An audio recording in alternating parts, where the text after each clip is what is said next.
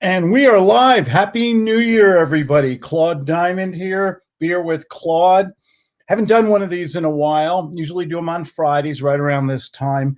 But you know how it is with the holidays and everything. How you been? Did you have a good holiday? Did you have a good Christmas, Kwanzaa, Hanukkah, um, and Happy New Year? And look, I got Mr. DeAndre here with me. You don't have to wear a mask on this show, DeAndre. How are you? Happy New Year. I'm doing good. Where are you? Just getting off from work. All right. You had to work today too, huh? Yeah. I worked this morning. And my buddy Jason Richter's joining us. How you doing, Jason? Good. Hey, Happy New Year. Hey, I had a good day. My wife and I, first of the month, all the bills and processing and everything. We worked for about an hour and a half, 2 hours this morning. Made some money on New Year's Day, believe it or not. And then I went skiing for a couple hours. So that's a good thing. And then I came home and I had somebody who wanted to speak with me, and it looks like we're going to do a 5-figure deal. This is not New Year's Day, and I'm not a workaholic. I just want to make that very clear. So I'm drinking today. It is beer with Claude. I am drinking one of my favorite beers, Michelob Ultra. Oh, we got some background noise here. I'm going to have to. Yeah, we do. That's DeAndre's noisy back there. I'm drinking a Michelob Ultra. I want to keep my girlish figure. This thing is, it's only 85 calories, 2.5 carbs. And I got to tell you, it's not a bad tasting beer. Have you ever had one of these? It's been a while. It's a light beer. Yeah. It's a light beer.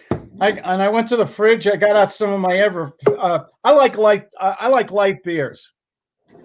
I do like IPAs and stuff, but you can only drink so many of those. Bud Light with lime, another one of my favorite beers. My newest discovery this week from Shiner, Texas, Shiner Bock. This is a delicious beer. It's not a heavy beer either. It's a light beer. I got you. Safeway was having a sale, 2 for $4. Good old the champagne of canned and bottled beer. Good old Miller High Life. I get in a lot of arguments with people. I think this is a damn good beer. I mean, on a hot summer day or hey, I'll tell you something funny. You just took me back. So you remember the 8-pack of ponies? The Miller ponies? The 8-pack of I remember the Rolling Rock ponies. Yeah, so the first beer I ever had was there was one rolling around under the seat of Dad's 74 Gremlin. And it was Gremlin, American Motors Company. They bought it new. So wow. And I remember and this was, I was a kid, but I remember that was the first time I tasted beer. Does anybody make pony bottles anymore? I'm serious. Can you get those little nips?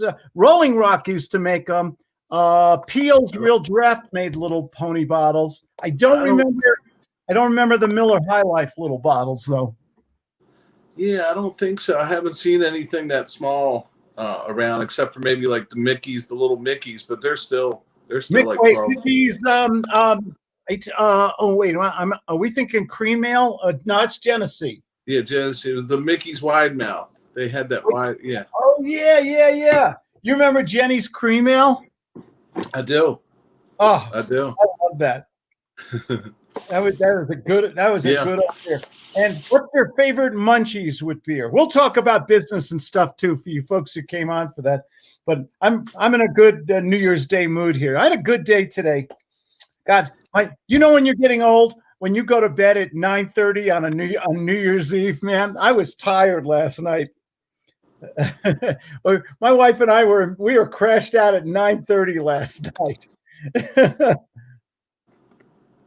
Happy New Year, DeAndre. There he is. Yeah, I had to mute you, DeAndre, because I had a little background noise there.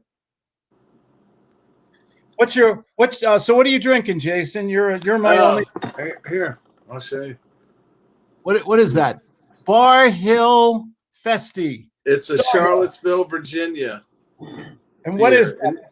It's a lager. It's a lager. Yep.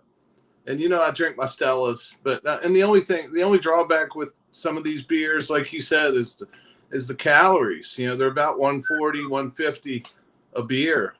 So, yeah, hey, upwards. When you start getting the 24-ounce cans and quart bottles and 40 ounce, do you ever have a 40-ouncer? Budweiser makes a 40-ouncer. You know, when I get the right munchies, here's my munchie plate here. I have peanuts, I have almonds, I have pretzels, I have blue corn chips. You know, I make up a little munchie plate here. I love cashews. Cashews, peanuts. Oh, pistachio nuts too. Whole bunch of. I make up this little munchie plate here with all different kinds of nuts and things like that. I just love nuts, and they're supposedly good for you. And then I also have I love edamame soybeans. Really, really good. Really good. I love soybeans. Do you guys ever eat edamame? Yeah. Japanese restaurant or something? You can get these and you nuke them for 1 minute, and you've got the tastiest little snack here on there. So I do this every night. I have one or two beers, and I have a little munchies and everything like that. And all that. Lou Quinal is Lou won't turn on his camera there. There he is. Hey, buddy. Happy New Year. There he is. Happy New Year. You too. Let's show us your beer. What are you drinking? Here's my beer right here. Oh, okay. A good Dasani. That's one of the low-calorie beers. There you go. Right. He's in California. It's early there now. It's 5:07 here, and man, I went out and I skied. It was sunny out here, man, and I skied for about 3 hours. You know, just straight through. And so all I could think about I only eat one meal a day. I'm an OMAD guy, 1 meal a day guy. So all I could think about was this moment tonight with you guys here drinking my beer, my little Michelob Ultra. So what did we learn from 2020 that we never want to come back to it again, or what did we learn from it? Any takeaways? Avoid pandemics. Do you think we have a new respect for flus and things? I get flu shots every year.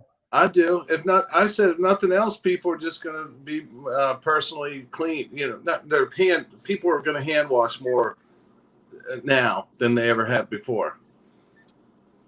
You know, I never used to be a germaphobe, really.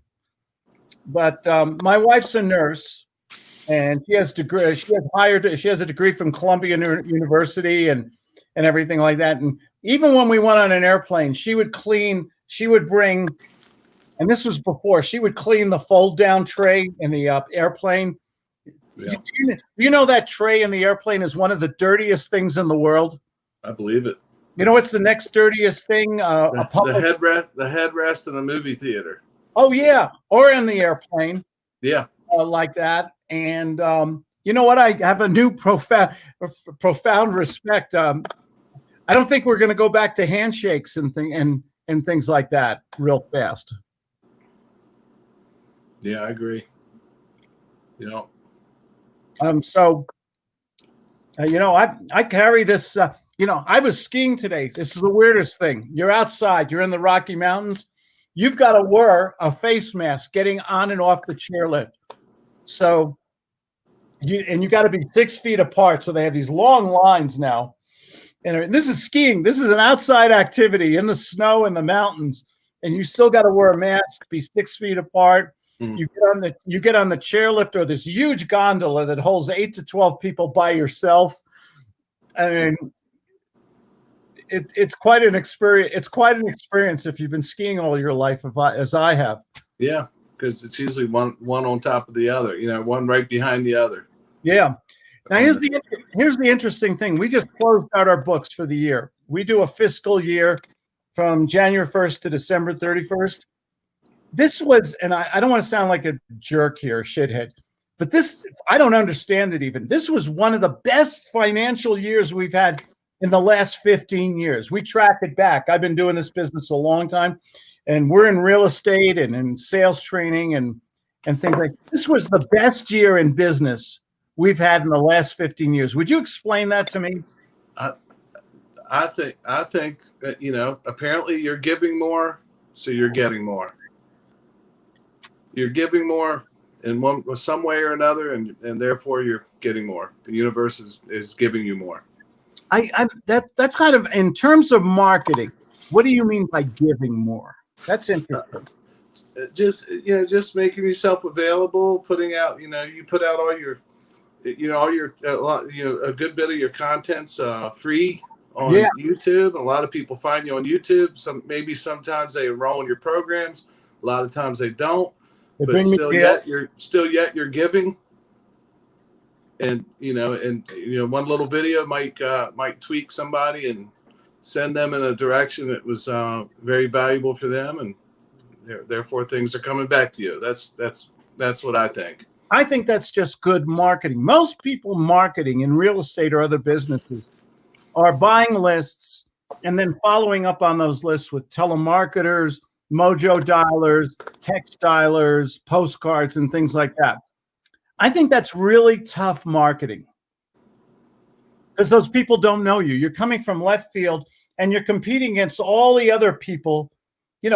What is most marketing today is a stranger calling you up or sending you information who you have not a clue about. What do we do all day long with strangers marketing to us? Delete, or hang up, right? So my idea, tell me if I'm crazy, my idea of marketing is to give compelling, interesting, contemporary content, give free books, give free mind maps, do a lot of videos. You guys know I do 15 to 25 videos a month on YouTube. I do live streaming. I'm always giving away either information or free products. Why do I do that? So I can attract. So someone will say, hey, I read his book. I read his mind map. I watched his videos. Maybe he has something to offer. Maybe it's value. Maybe we're not strangers anymore. What do you guys think about that? Lou, you're awfully quiet. Thousands of people are watching you right now, so don't be nervous. No, I'm not nervous. I know. No, I'm just listening. I think a lot of it has to do with, absolutely. You're doing the marketing, but a lot of people are home, right, this year because they're not working. And so what are they doing? They're on the computer. They see stuff.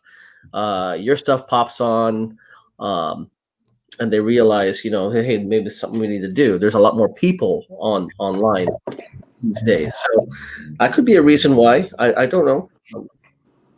I love there's a lot of people I follow, and I love when I see that live stream on Periscope or Facebook or YouTube. I love live. I go right to it. And I love interacting and texting with those people. And now I know that person. So if they have a book or a program or they do real estate or something like that, they're not a stranger anymore, are they? No. How much easier is it to do business with people? See, when you say to me cold call, that it really means freezing call to me. What it was statistically, let's go to the math here. You buy a list of 10,000 names of people who are in probate or behind in their payments or something, and you pay somebody in a third world country to call them up, and they set up a few appointments. Mathematically, what is the likelihood that that person is going to do business with you, even though it's been filtered or click funneled down and everything like that? They don't know who you are. Someone called them up, and maybe after 100 phone calls, they got to a couple appointments. What's the likelihood you're going to do profitable, rewarding financial business with that person in real estate or anything? Extremely low.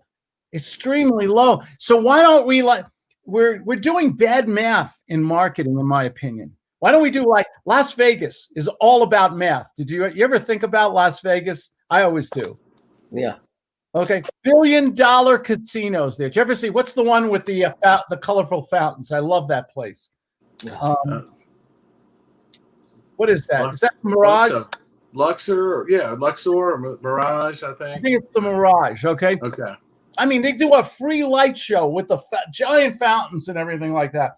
It's a beautiful hotel. You go to the Paris, you go to the MGM, you got all these Luxor. What's the pyramid? Is that the Luxor? Yeah. Oh. You go to these great places. Why did they build these billion with a B dollar casinos? To attract people. People are they want to be in a place that they feel comfortable and they feel wealthy, I guess, if you want. Or it was just the other day I was driving and I took a picture of a beautiful a beautiful building in San Diego at night. It's a beautiful, you want to go and see. So, I mean, it would be the same thing, I would think. If you have a very attractive building with all the lights and all the thing, you want to go in. Oh, is that the buildings with the circles on them or with the circle of lights, the skyline in San Diego there? Oh, no, this one's another one. I think it's a condominium complex. Oh, okay. The answer to the Las Vegas question is because they can make money. They know if they build an attractive casino with the Eiffel Tower in front or a roller coaster on the top, the stratosphere, or whatever it's, if they can bring people in, they know that and you notice that you can never go. It's very hard to go around the casino. You usually have to go through it. Yeah. And they know that if you go there and gamble, they know that gambling tables, the math is set it's for the casino to win, not for you to win. Right. If you win it, it's an anomaly. It's like winning the lottery. Okay, they let you win once in a while, depending on 21, or if you go on the roulette wheel, you do a little black, you do black or red. Or my game was always 21. Yep. I love blackjack. Blackjack was great. I love craps. Give me those dice, baby. Oh, and plus when you walk in, and I've only been, so I'm not a pro. I've only been to Vegas twice, but I remember when you walked in, like Lou was saying, everything is beautiful. It draws you in, and then if you take a seat at a table to play blackjack or 20 or whatever you want to play, a good-looking comes over and offers you a free drink. Mm-hmm. And they're very polite. Everybody's like, it's very welcoming and beautiful women. Yeah. No guys in bathing suits, thank God. Beautiful women serving you free drinks. Okay, that's not a bad place for a young guy to be, right? Yeah. The wallets and the wallet comes out, and all the cash comes out, and then the credit cards come out. Oh yeah, and so you go there, you bet. Most people lose. And, I'll double down. I'll bet even more and I'll get it back. And then they lose some more. Then they win a little. Oh, wait, maybe I can win it back. And honey, I'm just going to go downstairs on the table for 20, 30 minutes. And then they put the credit card in the ATM and pull out another $500 and give that away. And that's what built that town. Yeah. Okay. And, like anything else in life, gambling can be very, very stimulating. It kind of sets off those, I think, I don't know if endorphins is the right word, but, gambling is very addictive, isn't it? Oh, yeah. You got to be very disciplined.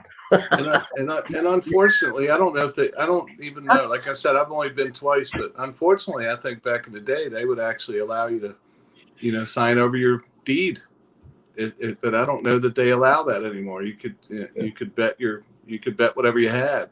I don't know, but yeah. Do you know? I don't either. Lou mentioned a great word, discipline. Is it? Why do you think they give you all that alcohol? It takes away. It dulls your discipline. Yeah. It dulls your discipline for sure. Absolutely. So the math is in their favor in casinos. What about in real estate? How do we put the math in? How do we make money in 2020? I think 2021, by the way, I'm going to show on Monday at our group call. I do a group call every Monday on Zoom with my clients. And this Monday, I always do predictions for the new year. And I was very optimistic last year. I said it would be a great year in real estate, and it was. Real estate in certain areas. Lou, you live in San Diego. Jason, where are you? You're in Florida. Virginia Beach. Virginia Beach. Okay. Real estate in I'm in Colorado, in a ski town in Colorado. There is no inventory here. The contractors, the developers are building, I call them shit shacks, $750 to $2 million condos, and they can't build them fast enough. They're selling, they're pre-sold. Real estate did fantastic in a pandemic with all the, and I don't get political, you guys know that, but with all this stuff going on, it was not a nice year for people. How can real estate explode like it did? You ever think about that? Somebody still has some money coming in. Yeah. Obviously. You know. We had a culture. We had a major, I don't think most people see it. By the way, I'm very optimistic about 2021.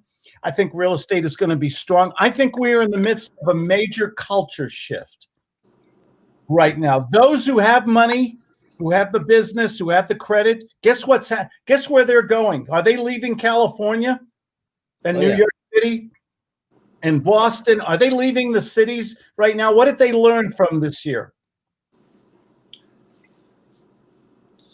Just a lot of things, but just the high taxes, the difficulty with evictions if you do have properties, and I don't know, a number of things. That's all I can think of right now. Sorry. Yeah, no, it's okay. Lou, California. You give us the California report. I'm reading hundreds of thousands of people are leaving California right now. Yeah, well, it's just like Jason says, high taxes. We're talking about gasoline prices. I mean, what is a gallon now? What is a gallon now in San Diego? Well, I know Supreme is 3 something, almost 4. Okay. I think you guys are doing like Midwest is like what, $1, $2? I just filled both our vehicles up this morning, and it was $1.68 a gallon. Holy shit! I'm moving. Yeah. Wow. It's I think here in Colorado it's $2.59, $2.69 a gallon, something like that. It's really, and you guys. I mean, when Lou, if you went up to LA, it's $5 up there, isn't it? I wouldn't know. My understanding was, from what I've heard, it's actually cheaper in LA than in San Diego. LA was always more than San Diego. Wow, what's going on? I don't know. I was thinking that, hey, is it because it's closer to the source? I guess. I've thought about that too. Is it because of the closer to the refineries? Yeah, I've thought about that too, Lou. I don't know. I thought maybe it was a demand thing, or maybe it is because it's closer to refineries. They've always told us in California it was a refinery issue, but that's bullshit. It's really tax issue. Look, there's a hell of a lot of state taxes on gas in California. There's an extra $1 on the gallon in California on gas. Yeah, and I mean that's state, not the federal tax and everything. Right. And I guess when I think about it too, my daughter lives in. I have one daughter in Houston and one in Dallas, and that's refinery. That's where a lot of the refineries are, Houston, Louisiana, and I think the prices are, $2, they're thereabouts. I'm not sure. I didn't look at it, but I don't think it changes much because it's closer to a refinery. We're seeing a culture shift of people who can afford it. I have friends who love Seattle, Washington. They've been there all their lives. They just moved to Coeur d'Alene, Idaho. Oh. Okay, they couldn't stand the politics and the they just couldn't stand the all the stuff that was going on right now, and left, and these are good. These are professional people. These are, people who work hard, buy homes, cars, and things like that. They're the foundation of society. Okay, they're the ones who pay the taxes, so we can have all the different things that we need in society: police and fire and ambulance and hospitals. And what happens if too many of these people, the foundation people, go to other states? What's gonna happen to a California or New York or places like that? They're all people. Another what's his name? Ben Shapiro. I love Ben. I listen to his podcast every day. He just moved to either Nashville or Florida. Nashville. Okay. Nashville. Yeah, I'm a big Ben. Yeah, the Daily Wire. Yep. Yeah. Yeah. I listen to everybody. I listen to right. I listen to left. I want a viewpoint from both sides. I read the Wall Street Journal and the New York Times. You couldn't have two more diametrically opposed newspapers. I'm reading. Really? Oh God, yeah. Well, and you were talking about the people that were leaving Seattle. You would have to have been under a rock it was crazy. Seattle and Portland were ridiculous for several months. They really were. I think there's a lot of people who work hard. They have kids, and I don't want to get too political here because I don't like to bring people apart. I like to bring them together. I think there's a lot of people who resented the Chaz takeover of the neighborhood. I think sometimes blocking highways for people who are going to work or going to the hospital to treat people or pick up their kids from daycare and the highways are blocked. I think that was irritating to a lot of people. Right. Yeah, I agree. I know it would be for me, and I live part of the year in San Diego. Mm-hmm. I love San Diego. I moved there 30-something years ago. I mean, it's tell everybody how it is the best weather in the world, isn't it, Lou? Sure. Lou, what is better than Chula Vista in February? 80 degrees sometimes, right? Yeah. I mean, right now it's 60. It's cold for us, but I'm sure it's like balmy for. It was only 67 today. The other morning, I took a run. It was 10 degrees below zero. Yeah, and it was pretty bleak here in Virginia Beach today too. Not quite as bad as where Claude is, but it was just 30s, mid 30s, and rainy. So, like I said, not as cold temperature wise as where Claude is, but it was pretty bleak here today. And I love Southern California. I know a lot of people. Southern California. How do you say? It's kind of a crazy place. You got the beaches, you got the mountains, you got the desert. You got In-N-Out Burger. You've got crazy people who talk to themselves walking down the street. I mean, you got the worst drivers in the world. Going on the 805 at 7:30 in the morning is an experience that no one should have to deal with, right, Lou? Right. Right. Especially if it's raining. oh God, rain. California, we got to tell them about when it rains, and the song "It Never Rains in California." Yeah. Every now and then it does. Well, we had that one year. What was a couple of years ago? We had the drought. It didn't rain for like 18 months or something. Yeah. Yeah. And the funniest thing is when it does rain in California, the weather, they say, don't go out if you don't have to. It's raining. Oh my God. It's like a 3-foot friggin' snowstorm or something. And California says something in our chromosomes in the water or something. When it rains in California and it hasn't rained for months, and you got the oil and junk on the dirt on the highway, they actually drive faster, right, Lou? Oh, yeah. They do. They can't control themselves. They just faster.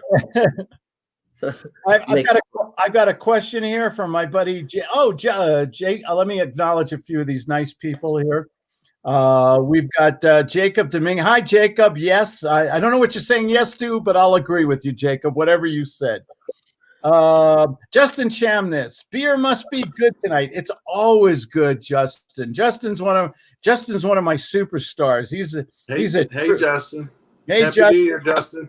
Claude is Oh, thank you. That's very nice. Justin, come join us, man. Here, I'm going to post the link here. Come join us. Have a beer. Yeah, that'd be cool. Have a Yeah, beer. I was texting you off earlier, so maybe this one will join us because I might. There we go. This is my best discovery of the year. Shiner Bock. It's not truly a Bock. It's made in this little town called Shiner, Texas. And you got to go on YouTube and watch the videos. They're so cute. They're so funny. This is a little town, you know, and they got the local parish priest drinking Shiner, and everybody works in the brewery.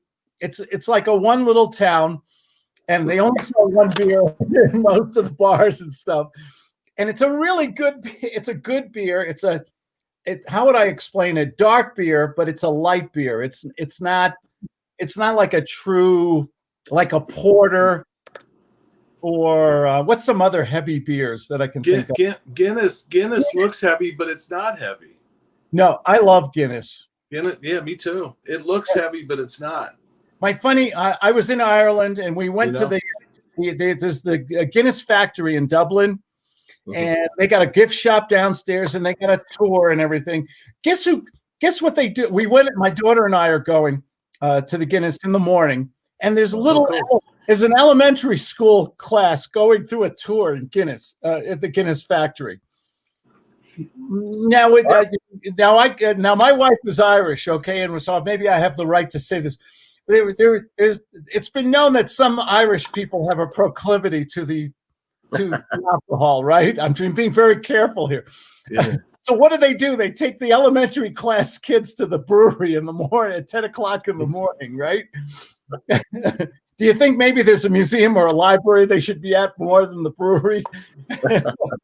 That's fun. So here I'm going to show you the pour here. I'm going to do a nasty pour here. Just look at that. All that. And you smell it. It's a little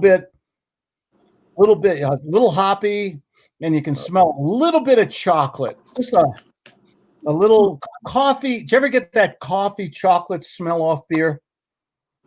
Oh, and look at the color, that nice little copper color that's coming off that. This is just a nice beer, and it's not expensive. Okay. It's like $9 a six-pack or something like that. So to a happy, healthy, prosperous 2021, gentlemen. We need some lady beer. Justin says, I'm eating a gourmet chicken sandwich with a delicious salad with the cutest little baby carrots. Oh, there you go. Oh, Guinness is beautiful. Guinness is wonderful. But how many we have a local pub here in Colorado. We serve Guinness on the tap. Have you ever had fresh Guinness on the tap? No. Oh, man. It's heaven on earth. It's delicious. It's not as effervescent as most beers. It's not that bubbly. It's kind of a unbubbly kind of beer, isn't it? Yeah, it is. And it's like I said, it's so much lighter and easier to drink than it looks. You know, it looks very rich, but it's not. My wife and I our entire social life is going to Safeway once a week. Then we go early in the morning and everything. And they have this long beer aisle in Safeway, like in Vons and stuff like that for you, Lou. And the beer aisle was devastated. I mean, this is a long beer aisle. And man, it was devastated. I mean, meaning there was no inventory. I mean, it was really reduced. Wow. I was picking up Happy New Year. I was picking up my Miller High Life rounds, 2 for $4 cans here, you know? Yeah, that's funny. I think owning a liquor store during the pandemic would be a good investment. If you could go back in a time machine, do you think that would be a good thing to do? A bunch of them. Yeah. Yeah. Absolutely. Let's see. Oh, you got to wait for Guinness. That's true. What does he mean by that, guys? Oh, just to let it. Yeah, you have to pour. It's an early pour, and then you have to wait until it's right. Yeah. A good bartender always tells you this is going to take a few minutes, sir. Yeah. Right? because they got to pour, tap, do it off the tap, and they got to let it sit for a while. Then they go back 2 or 3 times sometimes, right? Right. Yeah. To get it right, the perfect Guinness.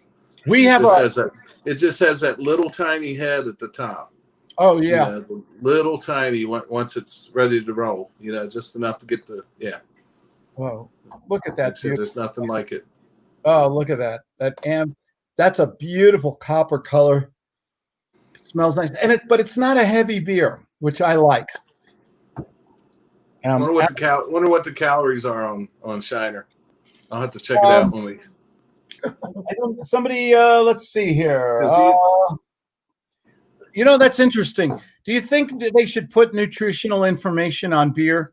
Just calories, just the amount of calories, I think, because there's a wide variation, I think. Actually, I like the Michelob Ultra because it has the carbs and the calories right on the label here. I like that. 85 calories, man. When you're running 10 miles a day or skiing, 85 calories are nothing. You can have a couple of these puppies. People are watching their carbs now too, right? What is that? The keto diet? Yeah, I think so. Yeah, I think so. Yeah, people are watching their carbs, and 2.5 carbs is like nothing. No, you definitely have to wait. What else here? You pour a Guinness, then you got to wait till it's so pretty to watch it swirl, then drink. Did you ever see somebody do a design on the top too? No. Like a cappuccino sort of. Yeah. Like a cappuccino thing on a Guinness. They do a little design on the top too. Yeah. A little shamrock or something. I've seen it on a video or something, YouTube video or something. But. Oh yeah. Do you guys like whiskey? I used to occasionally I'll sip a little bit of Jameson. Yeah, occasionally. Somebody bought Bushmills. This is Bullet. Oh, I couldn't see it. Okay. Yeah, Rye, somebody gave me. I need my glasses. Oh, okay, I see it now. One of my Christmas presents. Bullet 95 rye whiskey. Can I tell you the truth? Can I tell you that? And I like a little whiskey once in a while. I'm a Crown Royal guy. You give me once in a while, once a week, I'll have a little Crown Royal on the rocks or something. Somebody gave me this, and I hope he's not watching right now. I didn't. This is expensive stuff, and I didn't like it. Yeah. It was too. You like what you like, though. Yeah. You like what you like. Strong. It was like, oh man. I don't want to get inebriated. I want to enjoy it. You know what I mean? Right. Maybe I do want to get inebriated. I don't know. Oh, Scott says marijuana is my choice. Those days are so over for me, Mr. Bacot. Oh, God. I remember when it was much more fun when it was illegal. It was when I went to school, marijuana was it was nowhere as potent as today. No. Today, it's, oh, my gosh. It's what, 10 times, 20 times stronger. Yeah, we're in Colorado here. We have little marijuana stores all over now. I don't really, without getting political, I don't know if it made society better or not. Well, we got them here in California too. That's right. Yeah. And you still have illegal stores in California. That's the thing that's crazy. Chula Vista, where you are, I know Chula Vista because I have investment properties there. They have illegal marijuana stores, even though it's legal now. Yeah. That's weird. It is. It is. Oh God. And I've never, I had it. Literally, this is true. I had it a couple times. I just never liked it. So I never liked smoking. I never smoked cigarettes. I tried it a couple times because the cool guys drank. I never liked cigarettes, smoking. That's probably what it is with me too. I think it's the smoke or something. And again, this is a New Year's Day thing, so I don't mind. But I had in a brownie one time, a long time ago. Those are pretty good. That's hashish, isn't it? Yeah. No, it was a pot brownie. Yeah, a pot brownie. Yeah. Okay. Yeah. You know, Boy, these are good brownies, but I don't know why I'm so hungry. But I've never been opposed to it because God, it's a God-given thing. You pick it, you dry it, you smoke it, or you eat it. So I've never been opposed to it, but it's not something I've ever really enjoyed personally. If I had a choice between a doobie and a good old Miller High Life, this will always win out. I'm sorry. It's healthy. It's healthy. I don't think smoking is good for your lungs. I don't know. I've got two. Both of my parents died very young, and they were both smokers. I gotcha. And there's been no real hard studies on marijuana smoke, which is always been denser and everything. So I'm always worried about people who smoke during the day, cigarettes or marijuana. What's it doing to those wonderful, healthy pink lungs? Yeah. I think anytime, So I think that's why they've come up with more delivery. That's why there's more edibles and more different ways for people to get their THC or whatever. Oh yeah, without smoking it. In Colorado now, you can get gummy bears.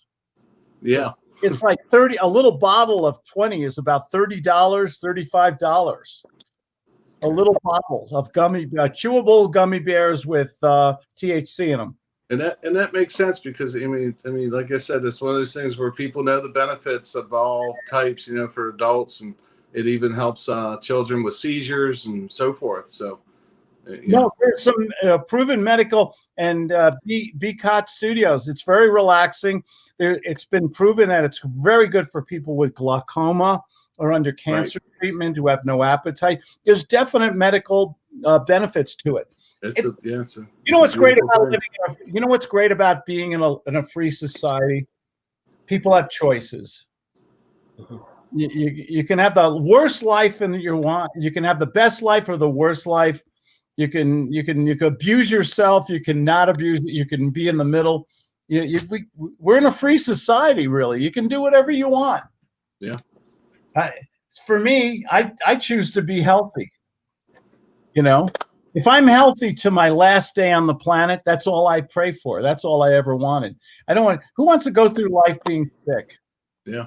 I mean, Jason, share what you went through a couple of weeks ago. If you don't want to. Oh no, I don't mind. No, well, it was late September. I had Corona. I got it. It was tough. The first 2 weeks. There's so many different varieties of how severe the symptoms were, but I always tell people, it just took the wind out of my sails, and it held on for about a month. And so I didn't think I was going to die or anything like that, but I did lose my sense of smell and taste. And of course, my girlfriend, we've been together 10 years. We lived together, of course, and she got it. And it really took like I said, took the wind out of our sails, so to speak. For how many days? What was the symptoms like? So 4 days. I think I told you this. Too. Yeah, 4 days. I felt like somebody beat me up in my sleep. I'm not kidding you. It was like, everybody's had the flu at least once, I think, but it's that achy, but I felt like it was a flu times 3. Wow. And I just felt like I was, wow. I felt like somebody beat me up, and then it kind of broke, and it wasn't a fever. I didn't have a fever. Not everybody runs a fever. And so when that was going on, I was like, well, why do they, they want to check your temperature when you go in certain places, especially hospitals. And I understood that, but I never ran a fever. My biggest thing was just, like I said, those 4 days of extreme soreness and achy, and then it was hard. Were you just in bed for 3 days, literally? Yeah, well, yeah, or out on the couch, and that's not me. I don't like laying around all day long, and that's what I did for a week or two. I mean, it's nice when you can, but I'm just saying I really didn't have a choice. I just could not get up, and I didn't feel like going for my run. I didn't really feel like doing the everyday stuff that I normally did. And once it was over, did you go boom right back up to normal again, or it took a slow? It took a bit. It took a bit. Yeah, especially the running, because I run. I don't think I run as much as you do, but it took me a while to build up to where I am to where I was before that, and so I had to kind of build back up to my. I run about 6 miles. Good boy. It's good for three, you. 3 or 4 days a week. Excellent. Good. And bravo. Thank you. There you go. Yeah. There you go. Wow. Was it just as tough for your girlfriend too? She had a hard time, but and I don't think she'll mind me saying it, but she has what's called lupus, which is immuno. She's compromised anyway, so I was worried about her for a little bit, but no, she soldiered through it, and it was just like I said, it just knocked the wind out of her sails. And now that you've had it, let me ask you this: do you feel more confident now that you can go out in society and you're not scared anymore? I mean, I do, and I'm still not. I do, but I'm still very. I wear my mask. I hand sanitize. I'm very respectful of distance, and just like I was before I got it. But yes, I feel better personally that I don't think I'm going to get it. Certainly not as easily, because the odds of you getting it twice are pretty slim. Once you've got it, you build up, your body builds up antibodies. Yeah. Once you've had it, your body finds a way to fight them off if they recognize that. Go ahead, Lou. Yeah, I was gonna say, were you on medication? No. I'm trying to think. What did I do? No, and I never did take any over the counter. I'm trying to remember. I took some Tylenol. I took some Tylenol or Motrin or something for the aches. Did you call the doctor online or anything like that? No. And you know what? I was going to do a virtual thing, and I eventually went to, I'm trying to think. I just went to what's called, they call them minute clinics here. That's how I found out I was positive. I don't know if you have CVS, the pharmacy out your way or not. Yeah. CVS. Okay. Walgreens, CVS, that kind of thing. But no, I just went to a drive-through clinic to get tested. And then from there, no, I didn't have to have any medication. I just took something for the aches and hydrated. I drank as much fluids as I could. And yeah. I just read the saddest Christmas story about an 18-year-old girl, young, healthy. She got it just before Christmas, and she died. 18 years old. That's unfair. That's not. It is unfair. Lou, you're in the epicenter. California, Southern California, is supposed to be the worst place in the country right now. What's going on? What's going on over there? Well, why? California is so modern and everything. Why is it so bad there? It's not. I don't think it is, but okay. The news is telling you that. Okay. There's a lot of people getting. It's a lot of people who are getting tested, and so yeah, they may have the COVID, or let's say they do. They're saying that it's increased, but we're not seeing the deaths. That they're not even talking about that. They're just talking about how much it's increased. Okay. Yeah. So I really, I don't see it. And my wife works at the hospital, so that's right. That's why I'm asking, because she would know. Yeah, we're hearing that your wife works in. She's in the lab. We're hearing that the hospitals and the ICUs are 100% capacity right now in Southern California. I mean, well, that's what they say, right? And then, well, I mean, I'm not trying to get political or anything like that, but I mean, they say that. And so we got to shut down, right? And now the governor's saying that there's extra room. They had to open up a new ward or something. So we actually do have the rooms. I just don't understand. No one has died, or at least if they have died, it's not as much as it was when it first started. You know what I'm saying? Not like 500 a day. In the other parts of the country and stuff, we're hearing a lot on the news that's Governor Newsom. There's a real. Did I say his name incorrectly? Well, you said it right for me. enough. You're close enough. Yeah. And like I said, yeah. Newcomb, Newsom. Gavin Newsom. Newsom. Gavin Newsom. Not Newscom. Okay. Yeah. I'm hearing, Dan, there's a recall on him. I mean, there's a real, he's not well liked right now, is he? Oh, no. I don't know. I'm shaking my head, and I'm on the other coast. I'm like, no. So I know Luna. Yeah. The governor here in Colorado, we kind of like him. Just before Christmas, he reopened up the restaurants and stuff like that here. We can actually go inside and sit down now, not just drive through. And the ski areas are open. People can go hiking, snowshoeing, skiing, a lot of outdoor activities and stuff. And the restaurants and the bars and the breweries and distilleries, they're open. Limited seating capacity, but they're open. Not here. Well, let me take. Not here. Certain restaurants are open. Just last night, I went to pick up some. I went to pick up. Have you heard of Del Frisco's downtown over here by the Embarcadero? No. Well, yeah, it's a great steak place, and they have one. They have one in Texas. But great steak place. I went to pick some up yesterday, and they have outdoor seating, right? Indoor, outdoor. But I think they're the only ones that were open doing that. And I was listening to the manager. He was on the phone, and people were placing an order or actually asking to see if they can come in. And he was telling them, I overheard him telling them that, well, if you're going to come down now, because the mayor is planning to come on down to shut everything down and charge us $1,000 fine. So if you're going to come down now. Wow. This is last night. Wow. We've got a little note from BCOT Studios here. Whatever they say, believe the opposite. I like that. I'm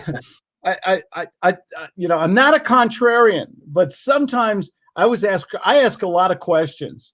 And are we dealing with emotion and stuff like that? Oh, this is horrible.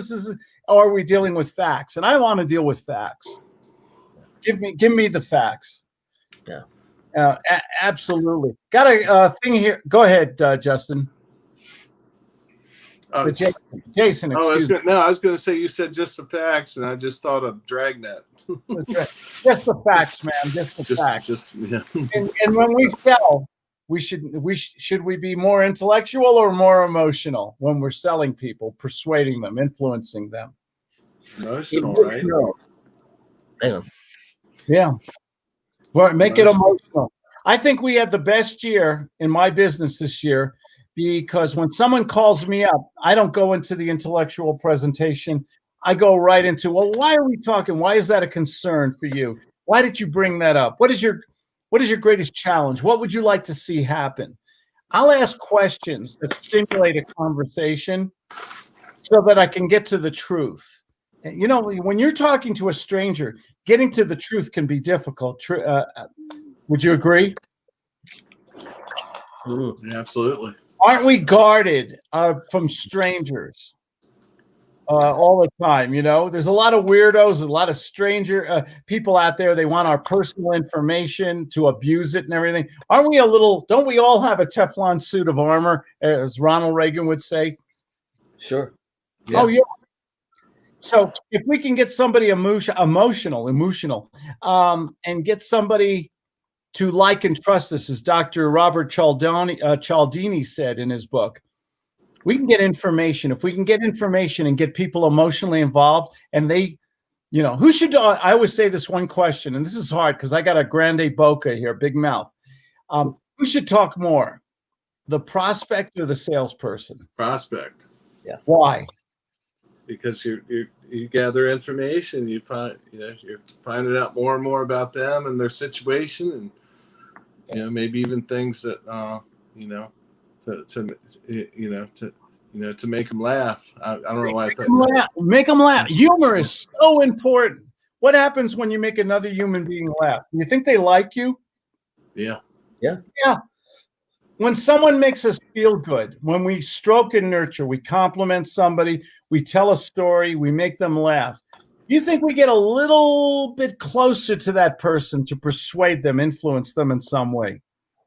Absolutely. Oh, yeah. And that's sales, gut sales.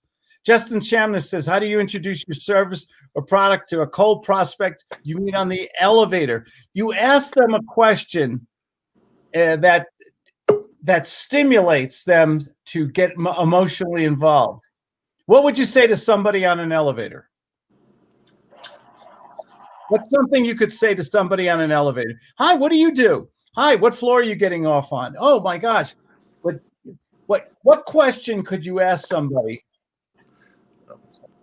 Try to make them laugh, saying, "Hey, I'm sorry we have to both ride. Sorry, we're all riding in this COVID box together." Yeah. I'm trying not, it's really funny, but most people, I think, want to interact with another. Why do people go to bars? To drink? Do people really go to bars to drink? Yeah. Mm-mm. Why do people go to a bar? Just to meet people. Yeah. Socialize. Right. Yeah. Well, what's the last thing they do in a bar or a social situation if they're shy or reluctant? The last thing? You said what the last thing they do? What's the last thing somebody who is shy or reluctant to instigate or to stimulate a conversation? What's the last thing they'll do? Speak first, or say that first? Yeah. Speak first. Yeah. How important is it to speak first and maybe compliment somebody? That's an easy way to start a conversation, isn't it? Or ask a stimulating question. I think two Jaeger bombs and 2 beers, will usually get you to speak first a little bit quicker sometimes. Absolutely, it lubricates the joints. Absolutely. Yeah. But what about in a situation you're in a Starbucks, okay, and there's an attractive person in front of you, and you want to start a conversation without seeming too obvious or anything? What would you say to that person? What's your favorite drink? What's your favorite drink here? What do you recommend? I've never been to a Starbucks before. What do you think I should do? I like coffee. What do you think I should try? Yeah, you can do that. When you ask somebody's opinion, do you think you can stimulate a conversation and gain likability? Yeah. Without sounding obvious or tacky? Yep. I think so. Yep. Oh, absolutely. And it's, to get people to like and trust you early on. Some people have that. I always talk about my mentor. And the thing that always knocked my socks off is that I watched him do a phone call, and he made more money in one phone call than I made in a whole year at a corporate job. And that blew me. You ever have those? Did you ever have a moment in your life, an epiphany, a revelation, where you just said, holy shit, how did they do that? Why can't I do that? Do you ever see that? Do you ever have a moment like that? Every day. Absolutely. Yeah, absolutely. I don't have it every day, but I remember that moment because I was going to gurus and programs and buying books and tapes and real estate clubs and everything. And everybody always gave you the motivation, but nobody ever gave you the perspiration. Right. And I said, okay, how do you do that? Okay, this is a great story, and John and Mary made all this money, but how the F did they do that? Right. That was what I really want. And then I finally met a guy, and I saw him do that. And I said, how did you do that? And it's like that Wolf of Wall Street. There's that one movie part in the boiler room. Right. And he makes that sale. And he said, how did you do that? And he couldn't explain it. Some people have a natural charismatic ability to talk to people, to make to gain that likability, that trust, to pursue, to sell. And that was learned. I mean, you have to learn that, right? I mean, you got to do that. I had to learn it. Yeah. I did. Some people have it naturally. I didn't. I was a shy kid. Oh. Ask my wife, when Claudia and I used to date, I used to write Post-it notes under the table, talking points, so I'd have something to. Did you ever go on a date and there's the silent moments? Tell me that's not the worst thing in the world. Yeah. I used to write notes. Should I put my arm around her? No. Or not? Oh. The old yawn move. There's a great segment in Seinfeld. I'm not going to go into it because it's a little too graphic for a family show, but there's a great Seinfeld episode about that moment. Yeah. Absolutely. The thing about sales is when you can get into a conversation with a person, when you can get them emotionally involved, when you can get them talking, when you can get information, when you can get commitment, it changes everything you know about sales. Sales to me was the most uncomfortable damn thing in the world. It's like your pants falling down in a shopping mall in front of Santa Claus, or your pants drop around your ankles or something, you know? I mean, have you guys ever been in sales where it was so uncomfortable? I have. Absolutely. And if you could make sales comfortable and just learn the art and science of persuasion to engage with people in a conversation, oh my God, it's deadly. Oh, look who says, speaking of notes on dates. Oh, Michael Buckles says Happy New Year. That's why I came down, because I wanted to tell him it was the truth. Imagine him having to do notes because he couldn't think of something to say. True. I'm sorry, True. Beautiful women make me nervous. Yeah. See, I still got it. Yeah. You know, Jason and I Lou. do. Hi, Jason and Lou. Happy New Year, guys. Happy New Year. Happy New Year. I just wanted Thank to you. say that, so I wanted to come Oh, in yeah. Yeah, and thank you. verify it. I'll be writing, so I'll be doing some post-its later tonight, dear. Oh, yeah. Just feeling comfortable and engaging with people and selling a product, real estate or anything.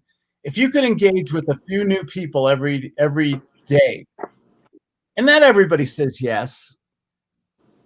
A lot of people say no. But how do we, back to the casinos in Vegas, how do we make it comfortable for us, for them? How do we get people, when we get off the phone, they say, man, I like that guy. Luke Quinal, he's a good guy. I can trust him. He can babysit my chihuahuas. You know, I want to do business with that guy. I feel good about him. What's the value you put on a salesperson when the prospect says, I like them, I trust them? What's the, my God, if you're selling Mercedes-Benz or real estate or used bubble gum, I mean, done deal. Yeah. Yeah. And Michael Buckles, one of my superstars from Atlanta. Hi, Michael. I hope you had a good years. Best to you and your family. Okay, buddy? Well, see, you will get more no's than you get no's. Everybody says no. But when you get a no, do you think, can we turn a no around to a yes, by the way? What happens when we get a no? Do the amateur salesperson, don't they give up? Yeah. Tuck their tail and walk away. Yeah. Mr. A, role play with me, Lou. Lou, Okay. I thank you for saying no. It's great. It's over. Don't worry. I'm not going to bother you or anything else. But can I tell you the truth before I leave? Or can I just make you feel good and get off the phone? Yeah, sure. Tell me the truth. You're making a hell of a mistake. You're making a tragic mistake here right now. You told me you wanted to get into a home. You told me you're sick of paying rent. You're not getting appreciation tax benefits and everything. You're a smart young man. Why don't we solve, what's the real issue here? Why don't we solve this problem today? You know, I'm just not sure. I'm not sure about this. I'm still not quite following what. Maybe you'll never be sure. But listen, you've been living in that one-bedroom apartment with your wife, your 5 kids, your 10 chihuahuas for how many years? 12 years now? You got nothing to show for it. Don't you think you deserve the American dream? I do, Claude. I think so too. Is it about the money? It's about the price, the option money, the rent per month? It's not the money issue, is it? It's always the money issue. Yeah, it's money. It's I'm not sure if I can afford that just yet. You probably can't. Maybe you never will. Let me ask you this before I leave. Suppose there was a way we could finance this and make this more comfortable for your budget, get you into a good home in a good neighborhood, get the kids into a good school district, and accumulate some money towards a future purchase. Maybe an FA. I could put you in touch with my FHA advisor, Federal Housing Association Administration, excuse me, so that you can buy a home in maybe 2-3 years. That wouldn't make a difference, would it? You mean I can buy a house in 2-3 years? Let's pretend we could. What would you say to me next? If I could make it work in your budget, get you into a nice home, something you could own, and we could have an absolute plan so that 36 months from now you could own that home. How would you feel about that? Well, that sounds really good. Which means, well, if you could do that, I'd like to go forward on this. what? I'd like to go forward on this if you can do this for me. What does that mean? I'm sorry. It means I'd like to go ahead and go forward and buy this house. Is that yes? Yeah. Oh, okay. Boom. See, it's over when you say it's over. Cool. You can make a commit. You can, even though you're getting rejection, you're getting no, you're getting obfuscation, you're getting lying and manipulation. Sometimes you can turn it around, can't you? Sure. This is my secret superpower. And I practice it every day. I read, I study, I practice, I train. And, this is a skill. And once you have this skill, you become a dangerous person. Right. Gentlemen, I have to go. It's din time. Yeah. Thank you, Claude. Thank you. Good to see you. Good to see you guys. Yeah. Solved all the problems of the world. COVID, what beer to drink, everything. Yeah. Absolutely. Guys, have a great weekend. Have a healthy and prosperous 2021. And I'll see you next week. See you on Monday. Yes, the Monday, right? Monday, Yes, Claude predicts. You're going to love my predictions. Looking forward to it. Lou, take it easy. Have a good one. Claude, take it easy. Thank you. Take care, guys. Be good. Be safe. Bye. Bye-bye. Y'all have a good evening.